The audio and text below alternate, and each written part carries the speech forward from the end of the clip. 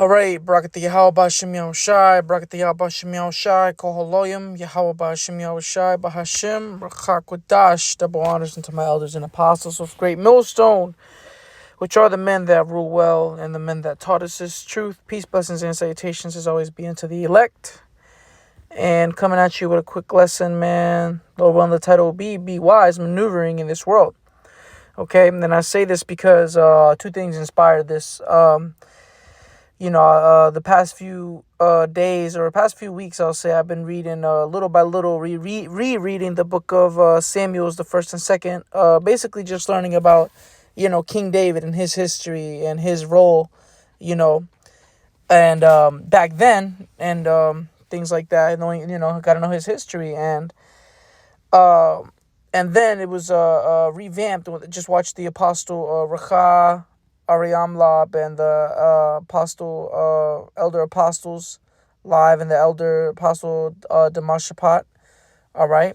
I believe that's the other elder's name, Salaki, if I'm mistaken. But I just watched their lesson, and Apostle Rakar quoted this Matthew 5:25, and it reminded me about how, in this society we have to move wise, because we're in a situation right now where, we're still, Jake forgets we're in captivity.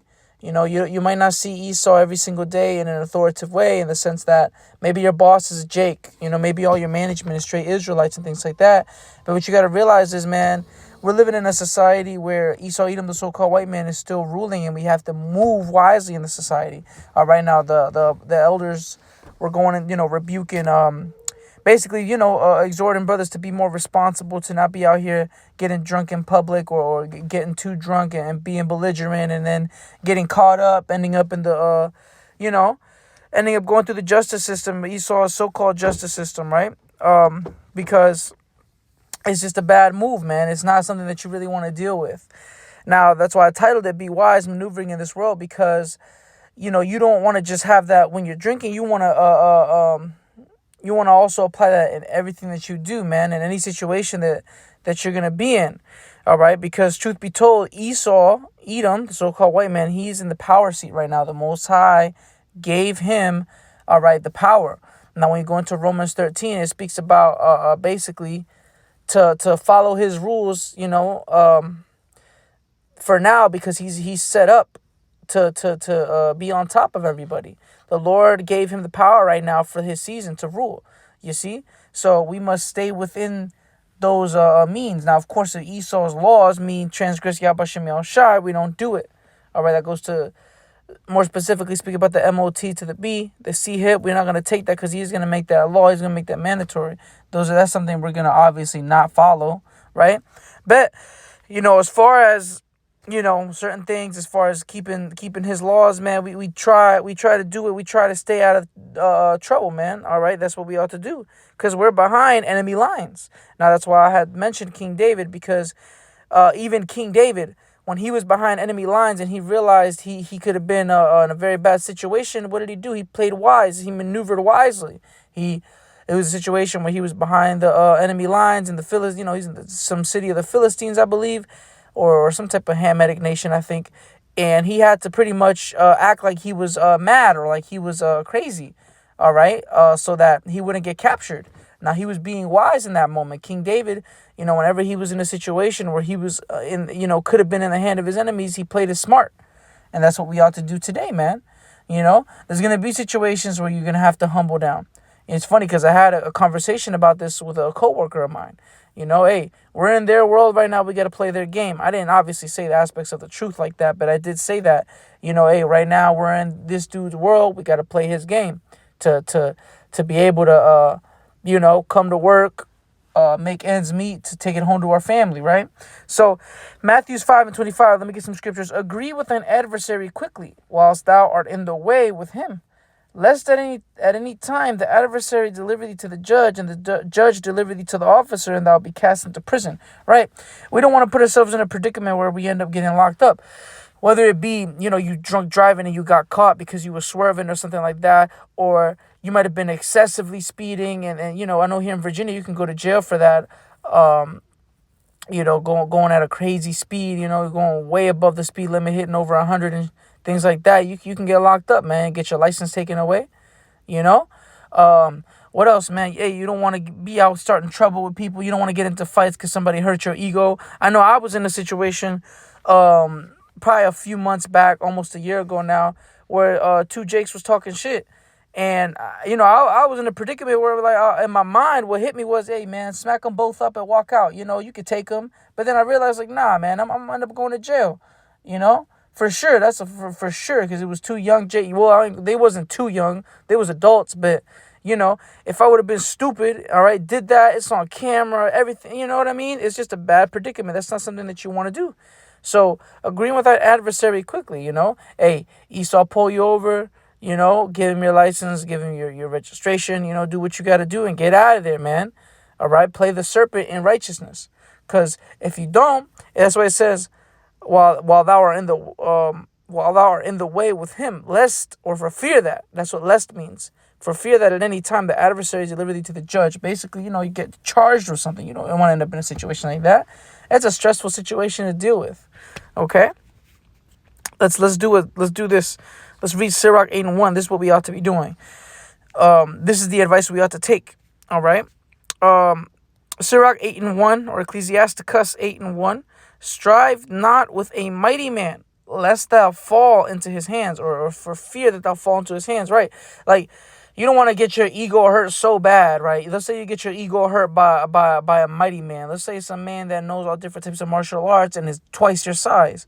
Do you really want to strive with him? Do you really want to throw hands with somebody that trains to throw hands? Of course you wouldn't do that, You wouldn't smack a professional boxer in the face that's way bigger than you, and you can't take him, right? Especially for fear that you fall into his hands. Now, as Israelites, we shouldn't have that ego or pride to where we're like, oh, man, I could fight anybody. I could beat up anybody. Nah, man. Leave that to people, leave that to Jake in the world, okay? We ought to be meek and humble, all right? Obviously, we ain't gonna let nobody put us in a bad predicament where we're just straight up getting beat up or something like that. But we're also not going to be out here ego tripping, okay?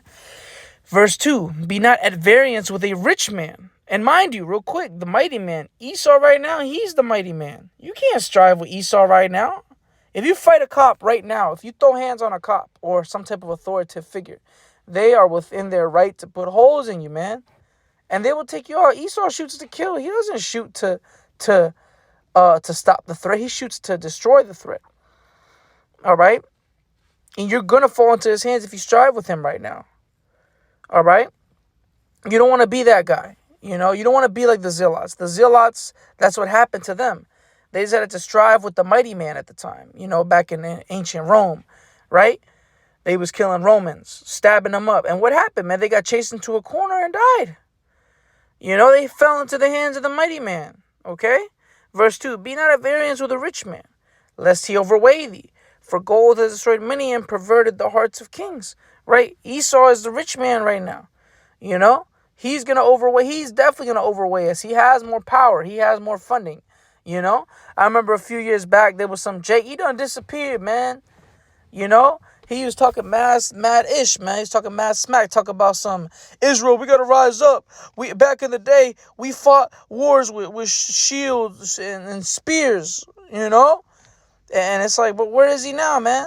He ain't starting no riot, Hey, man, we got to be we can't be carnal. Salaki almost misspoke. We can't be carnal. We got to be spiritual, okay? So Esau is the rich man. He's the mighty man. All right. We're not in a position. We're not supposed to be in a position to be fighting him physically. Scripture said, "Vengeance is mine," saith the Lord. Let him handle that part. Let him handle the vengeance. Verse 3: strive not with a man that is full of tongue, and heap not wood upon his fire. Right. Hey, you don't want to be going into. You don't want to be with somebody talking too much, man. Man that talks too much, don't heap wood upon his fire. Don't keep him going. All right. But nonetheless, the point was the ones above, man, to not be, to don't go against a rich or a mighty man, because you will fall. Right now, we're in a predicament where the Lord called us to be humble.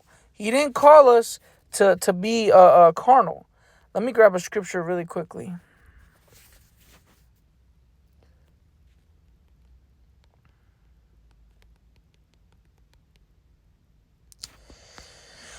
John 18:36, Yahushua answered, my kingdom is not of this world. If my kingdom were of this world, then would my servants fight, that I should not be delivered to the Jews. But now is my kingdom not from thence. Right? So we're not maneuvering in our world. We're maneuvering in Esau's world. We're not maneuvering in the world, in the kingdom of Yahushua right now. All right? Yahushua right now is all right, making intercession for us next to the Father on the right-hand side. All right? So what does this let us know? That for one, we shouldn't be physically fighting. We shouldn't be getting into any type of crazy predicament. Really, we should be keeping our nose clean, as the saying goes, right? And, all right, Salakia, I'm trying to turn down the brightness a little bit. It's getting dark. So this is Esau's kingdom right now. The earth is given into the hand of the wicked. He is in power right now, right? So we're not going to be moving freely until Yahushua comes back. All right, because we are his servants. We're not at the moment where his servants are going to fight. We're not at that point where we're going to fight because he's not here right now. He is in the heavens.